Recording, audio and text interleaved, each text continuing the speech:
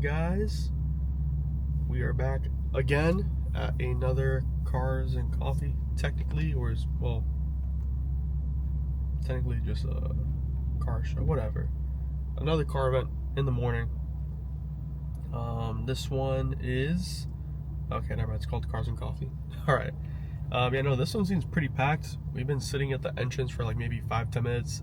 It's just me, Dom with his black Z, Hayden with his black Mustang. You know, we rolled out. It was a nice little scenic drive. And then there's this nice, let me see if I can show it. It's nice purple M3 right here. Yeah, this is my first time to this event, so we'll see how it's gonna go. Like I said, we're still stuck here.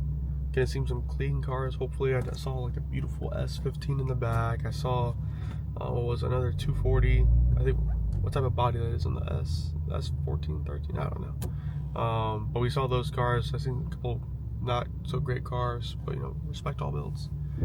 But you know, other than that, hopefully we can actually get into the event and then get some content for you guys and then go from there. But remember, like, comment, subscribe.